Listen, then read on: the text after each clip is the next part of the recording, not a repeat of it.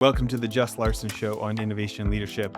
On this episode, we're lucky enough to have back Mr. Andrew Rubin. He's founder CEO at Illumio. And if you missed the episode 3 years ago, they're a pretty incredible company. They basically take the premise that you are going to get hacked at some point. And like a submarine, it would be a lot better to close off one section instead of sinking the whole sub. Or if you get a cold, let's not get pneumonia. Let's stop what you got and not let it get worse. As a result, it's built a very famous billion-dollar company, and we're lucky enough to have him back. Andrew, thanks for coming on. Jess, it's great to see you again. First of all, thank you for having me again. And second of all, I'm super impressed that you've stolen all of my analogies that I used a few years ago. Well, I want to talk about this idea of everybody knows cybersecurity, but not everybody knows about the different areas within it. And today we're going to talk about investment philosophies. We're going to talk about a bunch of different things. But I think the first place to start is for founders, for CEOs who might be listening today, or investment fund managers, as they're thinking about all the ways that cyber could cause problems. Yeah. And they're thinking about what to invest in.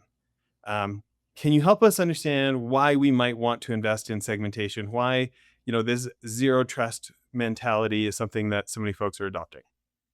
Yeah, it's a great place to start. And I actually think that the answer is super simple and also not necessarily very technical.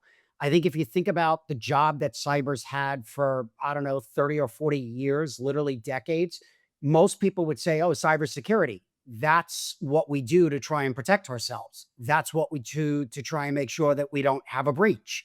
And that's true. That's what cyber's job has been. It's kind of been its mission for the last 30 or 40 years.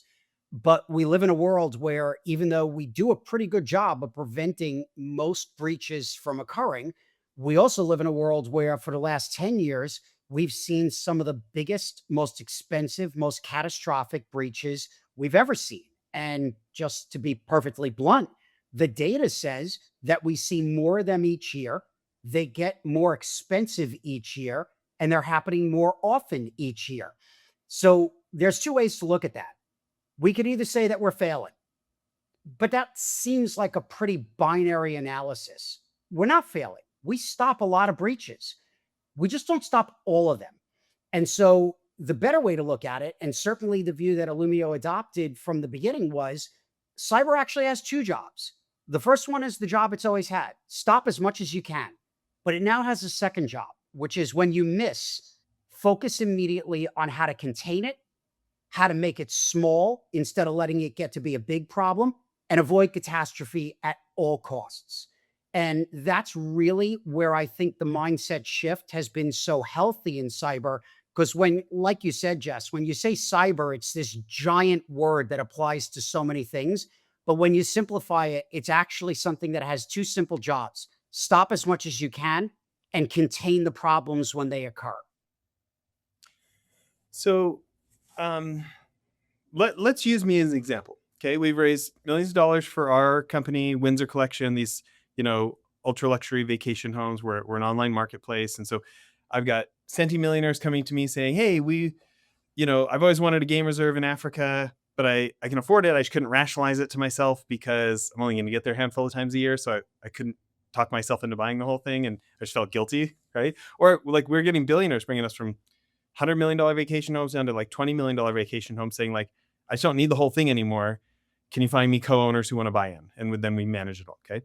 So we've got let alone our own info, we've got so much reputation risk on these type of individuals as the clients. And it's the idea of, this is the talks I have with our team. The idea that hackers will not catch on that a way to our clients is through us. That's just obvious.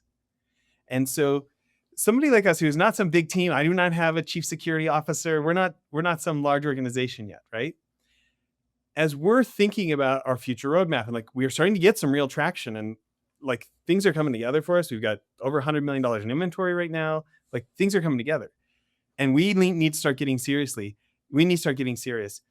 As we are trying to figure out capital allocation, me and my partners, right? Can you give us a decision tree to think of okay, well, here's we want to look for segmentation for this part, and then here's some other parts that we really should be investigating. Will you help us think through that?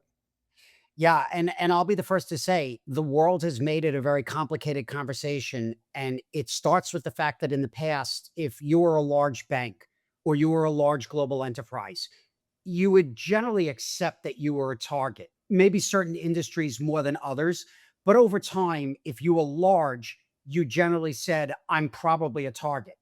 It's still very true today that if you're small, you generally think, well, nobody's really going to care about me enough to come after me. But the problem that you highlighted, which I believe many, many organizations have, is that your size doesn't really indicate the value of the data that you have. It doesn't indicate the risk that you're carrying as a result of that data. So in your case, you've got all this very important information about a whole bunch of folks who obviously would prefer for that information to remain private. It's no different than medical information or legal information or what an accounting firm probably has. The data itself is incredibly valuable. And whether you're a two-person company or a 2,000-person company, by being in possession of that data, you now carry the risk of what happens if you get breached. And I think that as people are talking about, especially the last few months, as people are talking about things like these AI models being used as cyber tools, meaning attackers using them, there's this notion that we're democratizing the ability for attack, that you no longer need to be a nation state to carry out a sophisticated attack because you're going to have these tools that turn a very, I'll say, simple attacker into an incredibly sophisticated attacker because of the power of the tool itself, which means all of a sudden it doesn't require you to think about, well, I'm only going to attack something if it's very big and very valuable. It's just as easy to attack something small that may be very valuable. I think the whole landscape has changed. And so, as a smaller business, to come back to your original question, I agree that you're going to be, by definition, more resource constrained. You're also going to be more expertise constrained. You don't have a CISO on your payroll today. I think what you're going to have to do is you're going to have to look at number one, the risk of what would happen if you had a breach. And you started off the right way by saying, look, we have a lot of important information, and there's both the risk of the breach itself and the brand and reputation and trust that would be broken if we had that breach. The second thing is you're going to have to find a partner. And as a smaller company, it's very likely an outsourced partner that can come to the table and give you some of those same security controls and probably even manage them for you so that you would have the type of protection that a larger organization would with their own internal team, but you're going to rely on an outside partner to provide it for you. In the past, I think you would have said, we're a small company, we don't need to do anything at all. That's where I think the mindset shift is very real. Smaller organizations have as much risk as larger ones do because of the data they have and the brand and the trust and the reputation risk with their customers that would be broken if they had an incident. But I think you're going to have to rely on outsourced partners who can bring that expertise in because you're not going to have either the team or the budget or both to do it yourself. You know, my partner's built a billion-dollar fintech company, and their clients are like big banks and credit card companies. I'm like, as you're talking, I'm like, you know what? We're just gonna have to go to them and be like, hey, can your security team, like, what if we built ours thinking about that type of, what if we build ourselves planning to be able to be acceptable to that type of client? Then it for sure makes us safe for the family offices or safer, you know? I It don't know. is, but remember something, and your partners certainly will know this, that when you deal with industries like financial services, there's obviously the cyber itself, and then there's also all the regulatory requirements that sit on top of it that drive so much of the cyber motion. There are not a lot of industries where that regulatory motion or the regulatory overhead drives so much action. So for the rest of us out there, we have to do it based on hygiene. We have to do it based on the desire to do the right thing. We also have to do it measuring our risk, as we started off talking about. And so I think the question that everybody has to ask is, in this whole new world, and especially with the AI and the model driven cyber risk, how do we reconcile, what do we do to protect ourselves in a rational way, even though we're not necessarily being told we have to do it by somebody like a regulator? And that analysis and that math is changing in real time as we're sitting here right now.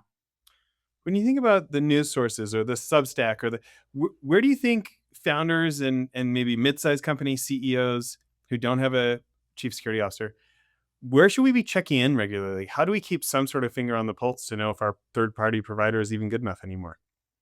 Well, so first of all, the good news is that I think transparency in general has gotten so much easier. Obviously, some combination of everything at our fingertip. And by the way, using GPT and things like that in order to be able to ask questions, it just gets easier and easier now to find very, very large amounts of real time information. So if you're a hedge fund, for instance, and you're a smaller hedge fund, and you want to know who are the best outsourced partners for cybersecurity, that question is probably one that you can get answered 100 different ways in less than 10 seconds nowadays. You don't need to do telephone tag anymore the way we did in the old days. Having said that, I will say that it is amazing what the power of your network is when you put it to work. And so at the end of the day, if Illumio wants to buy something for the first time, and let's say it's a tool that our G&A organization is going to use, my CFO picking up the phone and calling 3 or 4 of his CFO buddies, that's still probably about the most powerful way to get smart quickly, right? In other words, talk to your peers, talk to your friends, the people who are in the same position you are, maybe running a company that's in a different space or a different industry, but it's about the same size in the same geography. And just say to them, hey, I've got this problem. Do you have it? Yep. How'd you solve it? And it's amazing what the power of that network is, no matter how much information is at your fingertip online. I still think that that old school reference checking, talking to people who are solving the same problem, I still think that's one of the most powerful tools out there. Yeah, that's pretty great. You know, it makes me think about something. On our last conversation, we talked a lot about product market fit. Yes. And in this new world of AI cybersecurity, um, talk to me about what these decisions are looking like internal as you're coming up with new products. The world changes, so you guys change, and you now need product market fit for the new thing you just invented. Can you walk me through what that decision tree looks like internally as you're like, well, I think this solved it. Let's test it. I don't know. Talk to me about this live process that's evolving so quickly with AI. Yeah, I mean, we're living it literally every single day. My last meeting before we jumped on was with my chief product officer, and we were literally talking about an iteration on part of our insights product. It's real time, and it's real time continuously every single day. I think the balancing act that we have to figure out how to do well is how do you iterate super quickly and innovate super quickly, but not go so fast that you never really run anything to the ground and figure out whether or not you have the right answer in your hand before changing again. Because the reality is, if we build a feature on Monday and we roll it out to every single customer on Tuesday, it's not like we know for sure if we have product market fit on Wednesday. It does take a little time to get that feedback loop and get enough volume in it to know, hey, is this directionally right or is this actually correct? So there is sort of this push and pull of we want to iterate quickly, but we also don't want to over iterate to the point where we never actually know if we got anything right or wrong. And obviously, given how quickly things are moving and how quickly things are changing, it's very tempting to say every day I've got a great new idea, but number one, you don't really know for sure in a time frame like that if that's true. And number two, there is also another reality, at least at Illumio and for companies like us, which is when you're selling to the enterprise and in particular to the larger enterprise, their ability to absorb and adopt new things is not iterating in 1 hour increments. And I think that's an important part of remembering that balancing act is that even if we built a new feature every 15 minutes, our customers are not going to absorb it every 15 minutes. And so, what we're trying to do right now, especially given how quickly the world is moving and changing, is we're trying to make sure that the direction of our product is following that move and change, but the increments do not necessarily need to be measured in minutes or hours. And most importantly, we're making sure that we're talking to the customers all the time so that we know that what we're doing is actually adding value and not just features for features sake. Yeah, that makes sense. Um, Maybe for just a minute, can we go a little more granular? Can you tell us like what your feedback looks like? Like we send emails, we have phone calls, we do both. We send out surveys. Like what does feedback look like for you? Yeah, I'll give you two real examples. We had two large customers that came to Sunnyvale this past week. They were in our office, each one for, call it, between 3 and 4 hours. We went super deep with the product right up there on the TV in the room, talking about features, talking about workflows, talking about how it would integrate into the rest of their environment. We don't want them to come in and just tell us we love everything you do. As a matter of fact, that feedback is always nice to hear, but not really all that valuable. The feedback we want is, well, this works well, but this isn't working for us at all. Because then we can ask the most important question, which is, tell us why it's not working, because that's the feedback that actually allows us to go iterate and fix things. And so the feedback loop is as live and as real time as we can get it, whether it be the customer coming to us in Sunnyvale, whether it be us getting on a plane and going to the customer and sitting in their conference room, certainly obviously doing it virtually whenever that makes it easier, but it's real. In other words, it's talking through it, making the product the centerpiece of the conversation, and not just about the features. Do you like what you see? But the workflows, your environment. Is it adding value, and where is it adding value in your environment, and getting very specific about what isn't working, because that becomes the most actionable feedback that you get. It's funny. It's funny what a revolution just having a conversation is compared to point and click surveys. Okay, now I want to talk about it for prospective customers, people who don't have experience with your product, and your reputation and what's getting said about you, and this idea of like, is your product this magnet that you don't have to do so much chasing? How do you measure that? How do you think about that? So I think that there's, and we talked a little bit about this a few years ago. I think it's even more true today. I think that there's a few things that interplay in the answer to that question. The first one is, we need to always remember that the market is the first sort of definition of product market fit. The term may be product market fit, but it actually starts with the market. I'm not advocating that we should call it market product fit, because I don't think at this point we could change it if we wanted to. But I do think that you have to start with the market, because the market is really a large group of customers who all have a similar problem, who are all looking for a solution that makes sense to that problem. And if that dynamic doesn't exist, then it doesn't matter how great a product you built. You don't have a group of people who either need it, want it, or will buy it. And so I think you have to be really clear about what is the market I'm going after. And obviously it's not one answer. It's a series of answers. Am I going after large enterprise or the small to mid-sized business? Am I solving this problem or that problem within that category?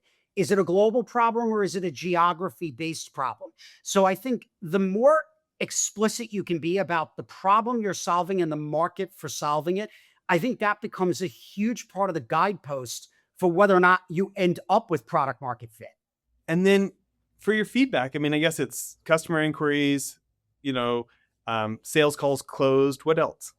Well, then I think you go from there to concept market fit, which I think is different than product market fit. Okay. And I have this silly example that I've sort of used internally, and it seems to come up more and more now.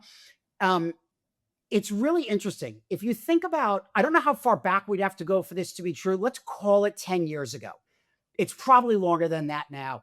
But if somebody walked in a while back and said, I have this awesome idea to revolutionize the auto market. Instead of everybody driving up to a gas station and having to pump this fuel into the back in a tank, we're going to create this thing that's called an electric car. And what's really interesting about it is, actually, most of the story is going to stay the same. It's still going to have a steering wheel. There'll be, we'll call it a gas and a brake. There are seats, people can sit in it, the radio, the AC, all these things are generally going to be the same. And what's most ironic is the use case for the car is identical. It's to take people and things from point A to point B. But it's still going to be pretty revolutionary, because it's going to be a battery. You're going to plug it in at night. You never have to go to a gas station again. And back then, if I said that to a group of people, some of those people would have said, wow, that's an amazing idea. I would love to see that. I would describe that not as product market fit, but as concept market fit. It's a concept that a lot of people get very excited about. Now, let's say that a year later, I came back to that group of excited people and I said, so I've got it. It's sitting right outside. It's literally a car that works off of a battery and you can plug it in at night. But I forgot to tell you something a year ago. The range of the car is 4 miles. It only goes 4 miles and then you have to plug it in again. I would argue that you do not have product market fit with a 4 mile range. And it seems like a silly example, but when you realize how excited you could get about the possibility of having a product versus the reality of operationalizing that product and making it practical in the market, there is potentially a very wide gap between those two things. So what I would say is to come back to how do you validate? I think for concept market fit, you can talk to a group of people at a fairly high level and generically and say, hey, if I did this for you, would you be excited about that capability? And fairly quickly, you'll figure out if people are excited and go, wow, I'd love to see that. When it comes to product market fit, I think you have to get into the nitty gritty details and go all the way down to really know if I deliver this thing, what does that range have to be before it becomes viable? We know it's not 4, but what about at 100 miles? What about at 200 miles? Where is the number where it goes from being a great concept to actually being something practical at scale that you can build and sell and people will buy it? And you have to get into all the details in order to really do that. And I don't think there's any other way to do it other than talking to customers in detail. Yeah, I completely agree. I want to shift gears. I want to talk more about investing. So, um, we're going to talk about external and internal capital allocation. Let's start external for a minute. Tell us some of the investment principles that you feel like you've lived by or that you've come to over time. So I'll tell you a funny story that I think answers the question. It's on my LinkedIn profile. And ironically, I get asked about it literally more than anything else on my profile. I was incredibly fortunate, lucky, and all other words like that to be one of the early investors in a company called Tory Burch, which has now been around for quite some time and is a global brand in the women's fashion business. And people ask me all the time, how, why, like, is there some part of your background? Did you go to FIT and forget to tell everybody? And the answer is, I knew nothing about women's fashion. And I still to this day know nothing about women's fashion. But it sort of was, for me, an opportunity to test a theory that I actually believe in. And now I believe in it even more deeply. I think when you invest, and I'm talking about certainly when you invest in a private company, I think there really are only two ways to get to a yes. And I'm not saying I'm right. I'm just saying it's my personal philosophy. It either needs to be an area where I have deep domain expertise and therefore I can evaluate it on my own. If somebody comes to me with an idea for a cyber company, I may get it right, I may get it wrong, but I feel like I'm capable of doing the analysis on my own, given that I live it every day in my life. The other one is betting on people. And the betting on people has very little to do with how much domain expertise you have. I knew nothing about women's fashion, but I was lucky enough to know Chris and Tory Burch, who started the company. I knew how incredible an entrepreneur and an entrepreneurial pair they were. I knew Tori had incredible depth of domain expertise in women's fashion, and Chris did as well. And I bet on the people. And it turns out that, again, just like betting on your own domain expertise, you may get it right, you may get it wrong. But I think when you bet on the person or the people, next to knowing a lot about the business itself, that is obviously a way to get very comfortable that you're taking a risk that you can wrap your head around. And so for me, it really does come down to those two things. You either believe and know you're betting on the people, or you know the space that you're betting on intimately well. Sort of everything outside of that, I just don't know at that point what it is that I'm betting on and why I'm doing it. So there's nothing wrong with doing that, but understand that you're sort of rolling the dice and that's okay, but that's what you're doing. I'm on a bit of a quest to kind of take Warren Buffett principles and translate them the way they get spoken about in private companies, private real estate deals, stuff like this. You think about how he talks so much about enterprise value. And what he means is like, will somebody pay 5 cents more and walk across the street to get a Coke because this convenience store didn't have Coke? That's what he calls franchise value, right? Yep. And to us, I mean, it has a lot of parallels to product market fit. You know what I mean? Like, is this big magnet where like everyone knows, oh, you want full self-driving? I mean, I love those how fast the new Porsche Taycan is and how you can launch it unlimited times. But like they're not going to win at full self-driving. Like you got to get a Tesla. That's the category king, right? Um, and some of the things do translate. You know, the way that Warren Buffett talks about moats, making your product defensible. Like we say that in all sorts of parts of private business and private investing. Are there any Warren Buffett or Charlie Munger principles that have stood out to you over time? Well, first of all, and watching, their annual investor day that they hold every year, one of the things that's obvious, because if you sit there and watch, even if you watch it on mute, they've got all the products sitting in front of them, and obviously Coca-Cola being one of them, or the most prominent one. There is this theory of the things that I enjoy in my daily life, the things that I use in my daily life. If I look around and everybody else is using them, there's probably some real durability in that. And so I do think there's reality. I think that's true in enterprise as well. It's obviously a little more visible and easier to see in the consumer world. But I think if I look around and I say to my friends, what are you doing to protect X? What are you doing to protect X? And you start hearing the same thematic or the same answer and over again, there's probably some durability there. I think there's truth in that.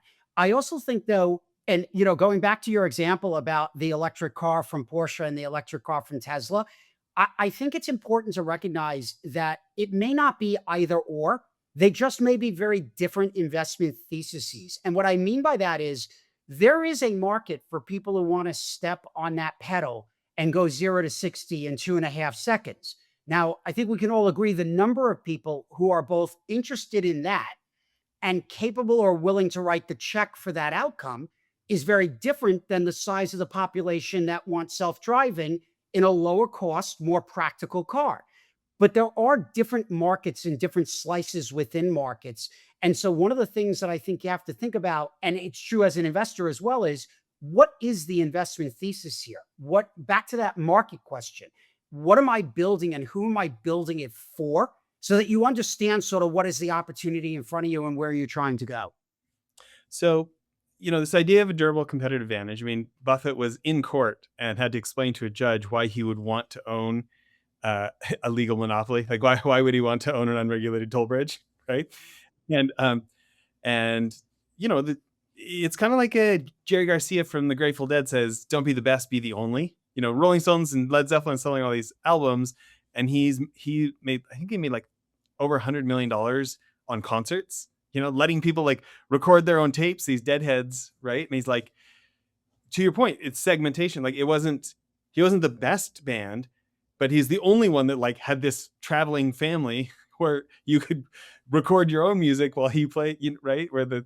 Right. So I want to think about this in two things. So let's talk external first. Somebody's bringing you investment, or you're thinking about looking at something, and you're trying to observe from the outside whether you really think they have a durable competitive advantage or not. Yeah. How do you think about that when you're looking at someone else's business? I think it depends entirely on stage of business. And the reason I say that is when it's a startup, a true startup, and it's really about the idea itself, then you have to completely make sure that your analysis is devoid of trying to predict execution. And what I mean by that is when it's a true startup, you are betting on literally three things, and you should be crystal clear on those three things. The market, the idea is going after. You could argue that that's sort of the TAM and whether or not you believe in it and how big it is. You are betting on the idea itself, and you are betting on the team, the people, the founders, the early team. You really can't bet on execution at that point because until all those things start to manifest, you don't really know, will they be able to scale? Will the idea scale? Will the market actually play out the way that you believe it will on paper? So I think that it depends on stage because at the No, very let's beginning, say there's a company that's further along. It looks like it looks like they're either category king or one of one at this point. And you're looking at the durability of like, yeah, but I'm not just wanting to make money off this investment from this year. Like, do I actually think it's going to endure? Do I actually think it's durable?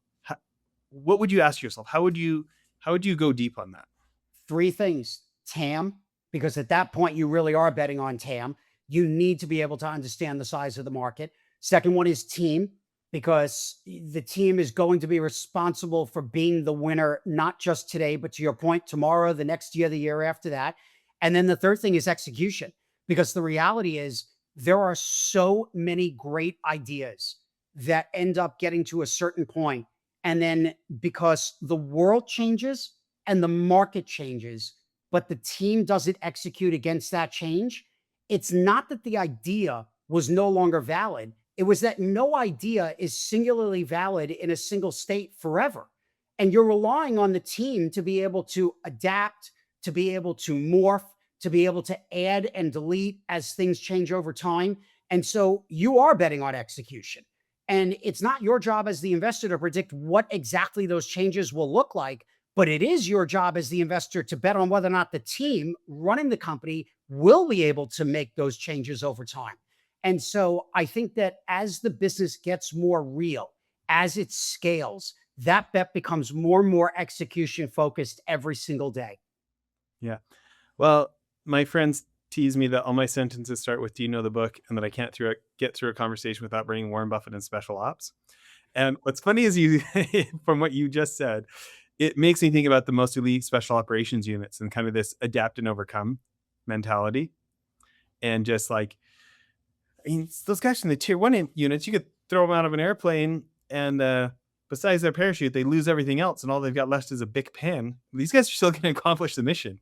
Do you know? But it is mentality. It is it's a mindset that those guys think they can solve anything. It's their training, it's their track record. And it is, I mean, very much a like humans over gear type of situation, even though they would love any advantage they can get from gear. Right. Couldn't agree more. And look, the goal is to be well prepared, to obviously be well resourced, to have the tools at your disposal, but it's also to be capable of executing when for some reason none of those things are around, or the right tool isn't there and the wrong tools in front of you. Your job, to your point, your job is to figure out how to solve the problem and execute the mission. And better if you're better prepared and better resourced, but you don't get to lean on that as an excuse if you're not. Yeah, I love it. So let's go internal. Um, Life changes, business changes.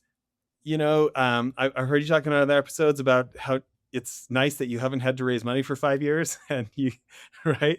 Um, uh, so like Buffett says, like he knows whether he's going to reinvest in a company in Berkshire or whether he's going to take Dairy Queen's profits and go send them over to the BNSF Railroad, because of that CEO's ability to make more than $1 on $1 of earnings on his retained earnings, right? So as you look at where to invest as a CEO internally, wanting durable competitive advantages, what does this look like when there's so many things you could do, but other competitors, you're not really going to be able to defend for the competitors, but then also we probably need to do that just to keep up. And when you think about all those different competing thoughts there, how do you wade through those? Yeah, it's you started off by mentioning the capital raising, and I want to be really clear. I absolutely have no issue with companies raising capital, and quite frankly, we did a whole lot of it for a long time. But I also remember something that a lot of VCs said to me in the early days of Illumio, which is, one of your goals, and it may be a long ways out, but one of your goals should be to be in control of your own destiny as a company. And there's nothing that gives you control over your destiny more than not needing to wake up and realize you need to go back for the next fundraise the next day. It's been now almost 5.5 years since we've raised capital. We've seen accelerating growth at the beginnings of what certainly feels like scale.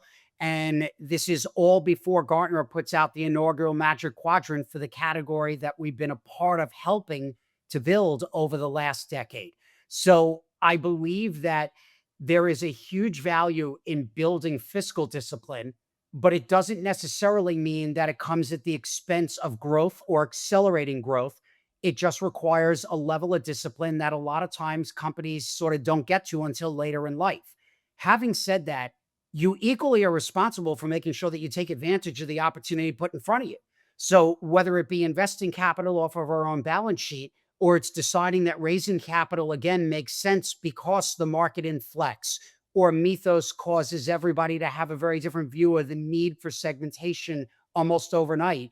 It's our job to constantly be watching all these things and figure out first and foremost, How do we take advantage of the opportunity in front of us?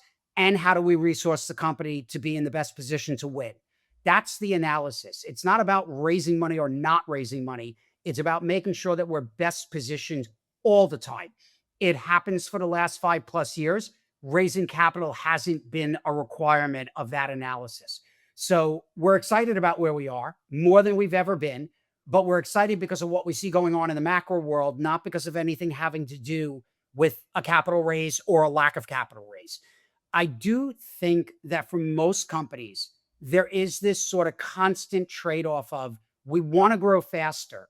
And is the capital the constraint or is it something else? And being super intellectually honest about what is it that's really preventing you from growing faster? Because it's always easy to say, well, if I had more money, I'd throw more money at things and that would make me grow faster. But as many of us know who have lived this, it's actually not always true. Throwing capital doesn't always equal higher growth. As a matter of fact, there are lots of times where throwing capital at things not only doesn't help you grow faster, all it does is burn a lot of capital. And so I think just making sure the leadership team is being really intellectually honest about what's working, what's the constraint, and what do we do in order to unlock those constraints so that we can grow faster? And then saying what is actually going to allow that to happen. And if capital is part of that answer, what do we do about that? I think you got to start with what are the constraints and what do we need to unlock them? Yeah. So I actually really appreciate that analysis. Maybe let's go to part two. So whether you've raised capital or whether you've retained earnings, as you're saying, like, let's take you guys right now. Mythos, AI, actually for people who've been living under a rock, tell us what happened with Mythos. Well, so it's a super important part of the conversation and very timely. Everybody has described it in the cyber world as the Mythos problem. And there's a pretty good reason for that because Mythos was really the first model where all of a sudden the cyber conversation seemingly overnight fundamentally changed. It was the first model where the government came in and said, you can't release this. It's literally too dangerous. But to be fair, we don't really have a Mythos problem now. If we fast forward from late March, early April, when we found out about Mythos to where we sit today in early August, we no longer have a Mythos problem. We now have a much broader model problem. And by the way, just last night, we all saw this story that popped out about Meta now has a model that apparently hacked into another company, following on the heels of OpenAI having the same problem just recently. Mythos apparently doing the same thing where now all three of these models have been capable of breaking out of their own constraints and hacking into external organizations. And keep in mind that these models haven't even been released publicly yet. So we're seeing up close and in reality the power of these models and equally how dangerous they could be. So I'm describing it as we have a model problem, not a Mythos problem. I think we need to make it more generic. But what it means for cybersecurity is we've got a new threat vector that we've never had to confront before. Literally, artificial intelligence models that are capable of hacking completely on their own and apparently doing it a lot better than a human attacker has ever been able to. We smile and we sort of laugh when we say it out loud, but it is incredibly dangerous if this becomes reality and it becomes broadly real. So what it's meant for us at Illumio is that our conversations with customers, which have always been very serious, have taken on a new level of seriousness because there's now this threat that none of us ever thought about until very recently. And we're all trying to figure out how do we deal with this threat. So we come back to this capital allocation question. What are we doing about it? Number one, we are doing a level of innovation and we're doing it faster than we have in the past. We're still trying to use the customer voice to validate things, but we're doing all of it faster. And number two, we're looking at the capital allocation in terms of our field, in terms of everything that supports our customers, our customer success and customer experience organization, our support organization. We're looking at everything, including utilization of the platform by our customers to make sure that we're investing so that we can keep up with them.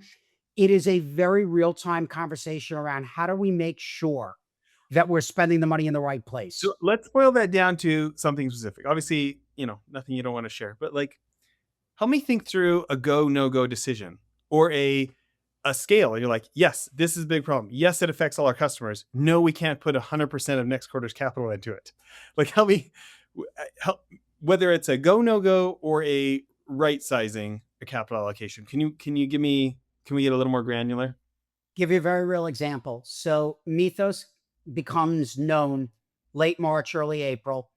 There was probably 30 to 60 days. This all happened very quickly. So we really did measure in days. There were probably 30 to 60 days of a little bit of what I'll call sort of chaos and panic. Nobody really knew exactly what it meant. We were all trying to figure out, what does this really mean if it gets out? Is it going to get out? When is it going to get out?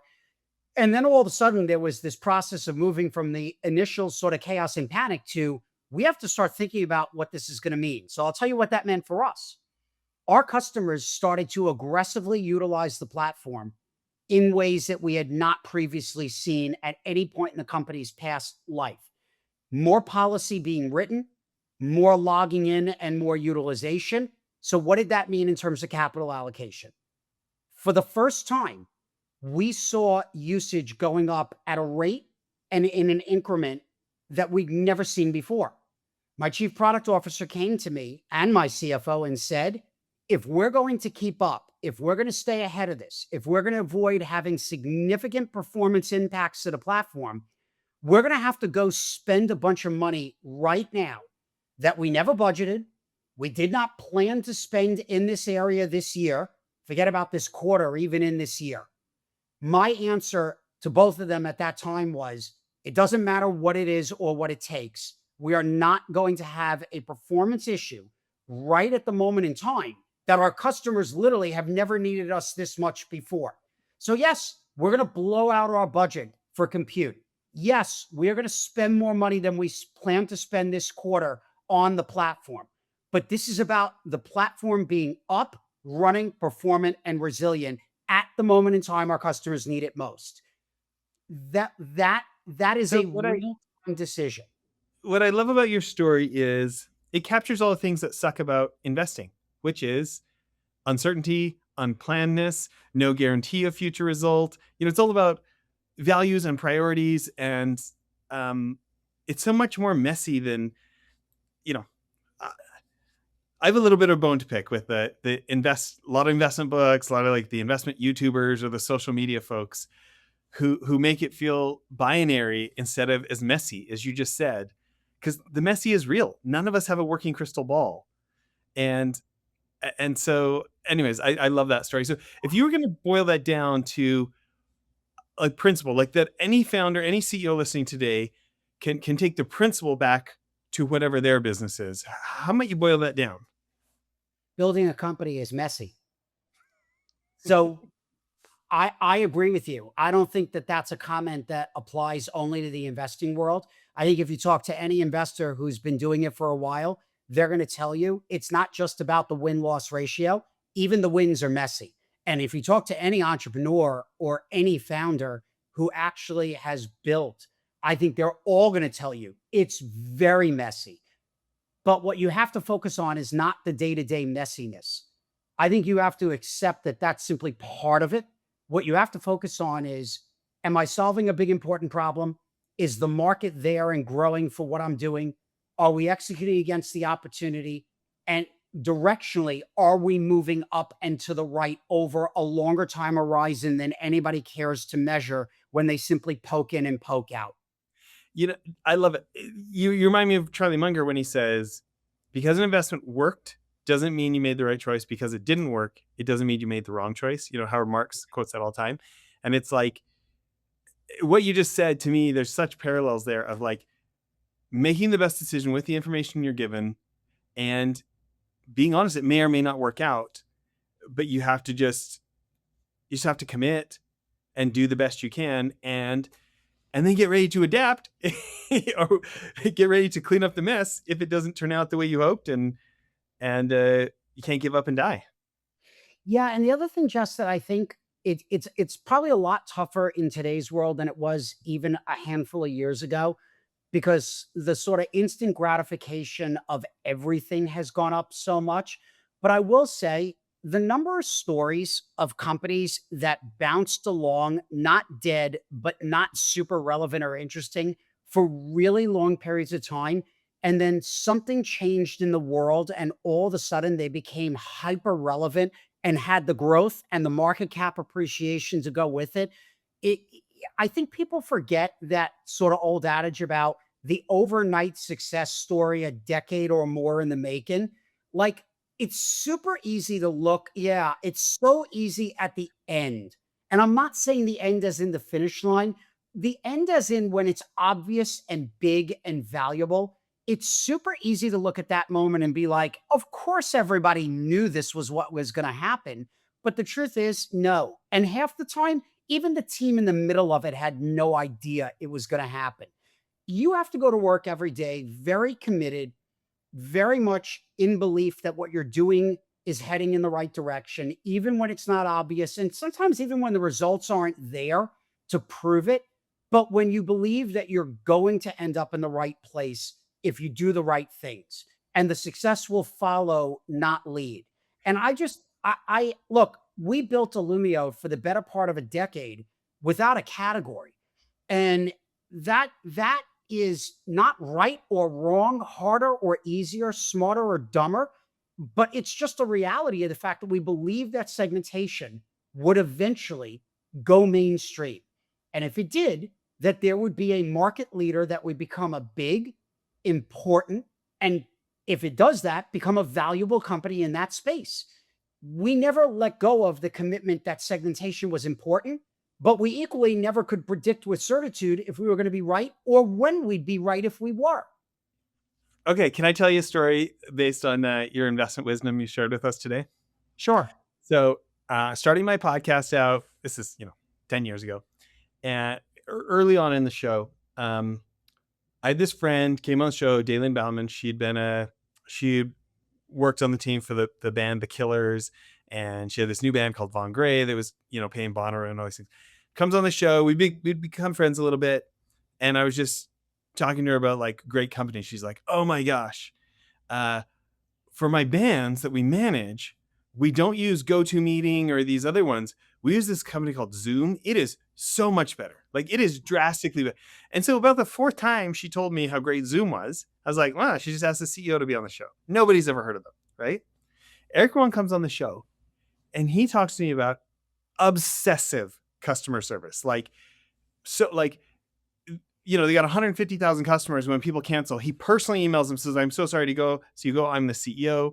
And they're like, "Haha, very funny bot." He's like, no, it's really me. Do you want to hop on a Zoom? I'd love to talk to you. And he's like personally saving customers and just maniacal customer experience. And basically like Cisco just wouldn't go that far. So he quit and started Zoom. And I was just so wildly impressed with him.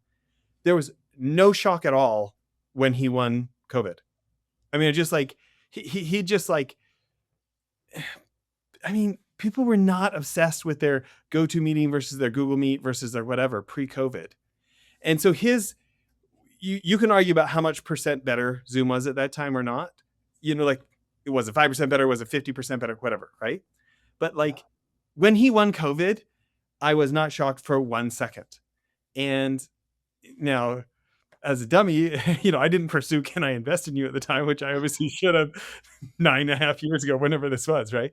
But like, to your point about recommendations from your friends, listening to it, how obsessed are they, meet them, and like, I didn't know anything. I mean, I knew he'd been at Cisco for so many years and he's got to have some amount of expertise because of that. But in the course of the hour, it was just like, oh, wow, I have not, I don't know if I've ever met anyone this customer obsessed. Like he is definitely in the top 2%, if he's not the most customer obsessed CEO I've ever met. And it wasn't just about the money. Like he was just so beyond passion, and he was so articulate about all things that Cisco and others were screwing up. Yeah. That, anyways, I know hindsight's 2020, but that's my version of your investment wisdom.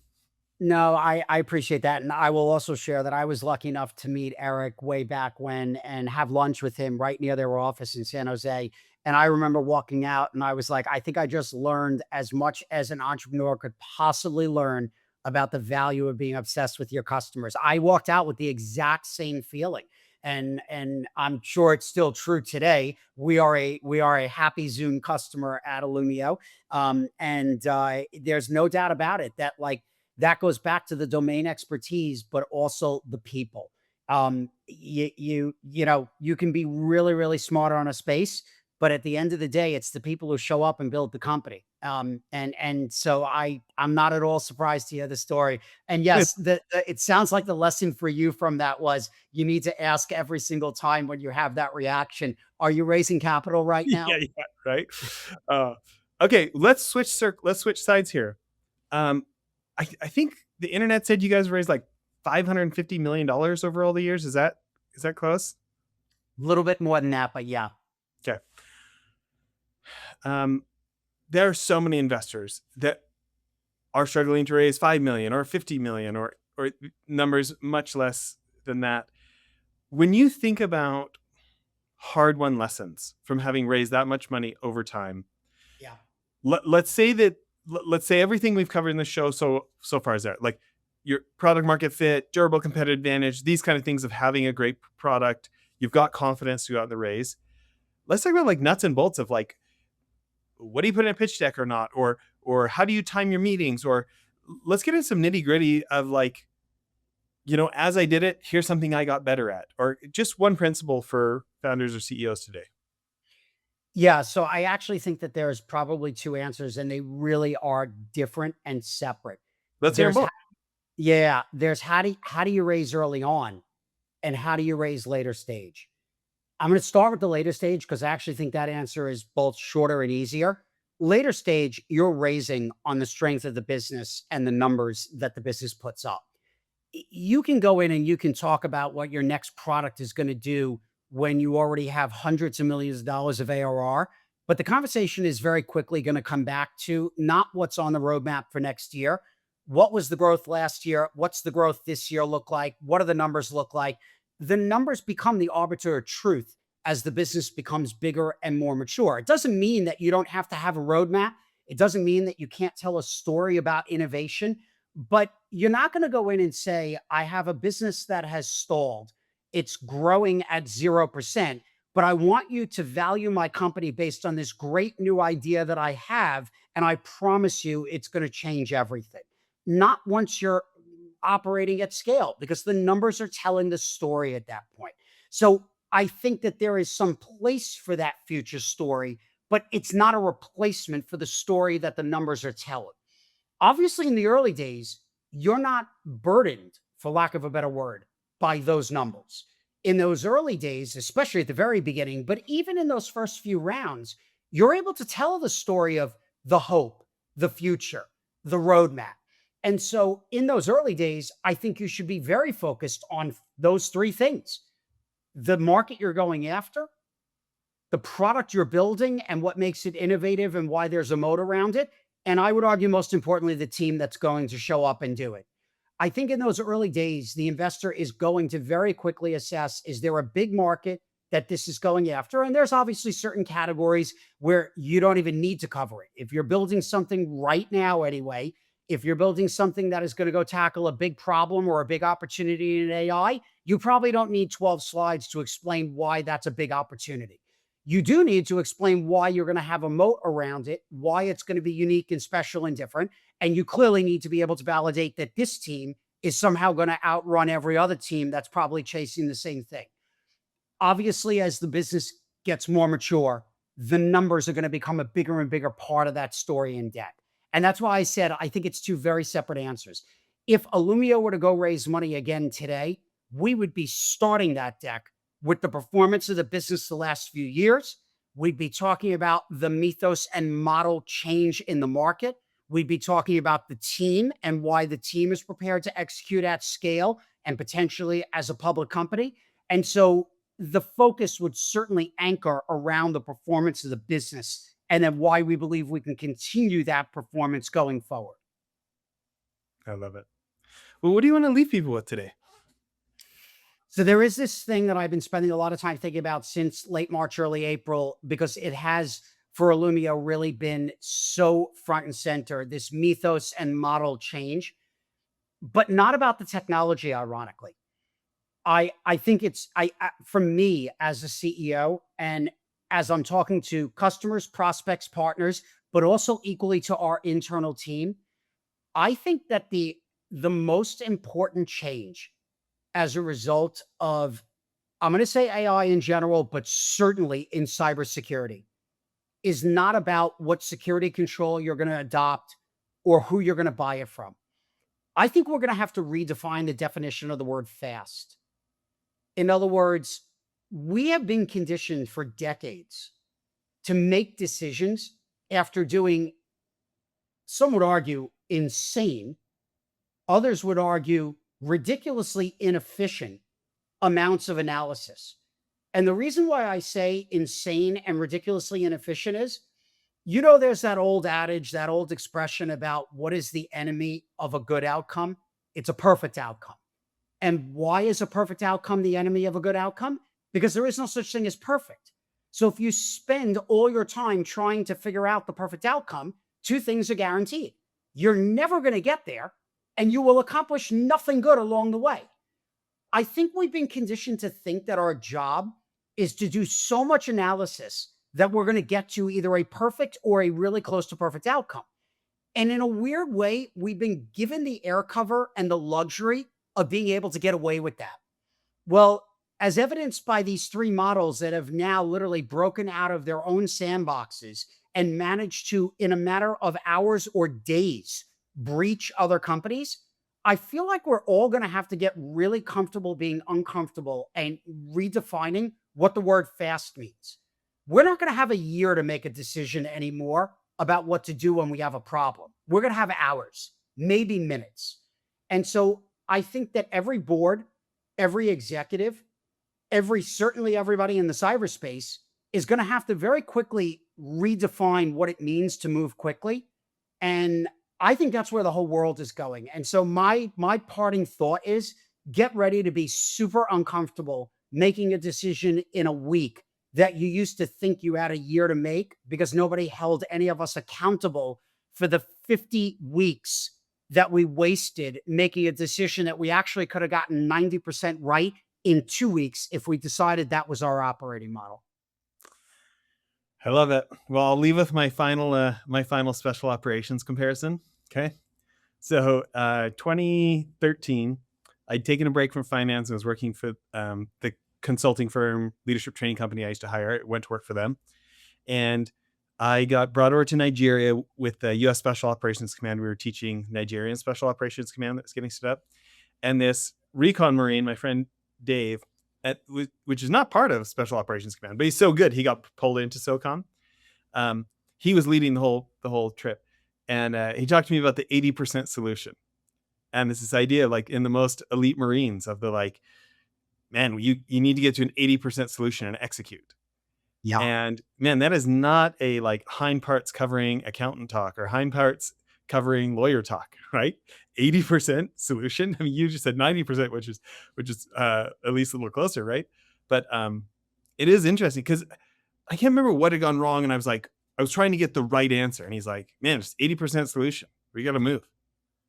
And I was like, "What are you talking about?" And that's when he taught it to me. And it's interesting. I don't know if you've heard of this book, Hunting in a Farmer's World. I It's this have. idea that 3% of the population are the guys who climb over the mountain to see what's in the other valley. Well, 97% stayed home, did the farming, right? And Yes. it does kind of lean more towards, the world might be starting to value some more of those hunter traits as opposed to just getting up before the sun and planting rice, I just think that we're going to all have to be comfortable being uncomfortable, because you can't have this radical a change and then apply it this broadly across certainly the economy, but arguably across everything, and not expect that we're going to break a lot of things and break a lot of process and break a lot of mindset along the way. It's hard to get up and advocate that AI is going to change everything, but then not realize that as a result of that, we're going to have to change, if not everything, a whole lot about how we do things. And so I think we're on the precipice of that. And in cyber, that means the threats are going to move much faster, and we're going to have to get comfortable reacting much more quickly. Yeah. Listen, this has been so fun. Thank you for making time to do this. It's such a pleasure. Thank you so much for having me again. You bet. Bye, everyone.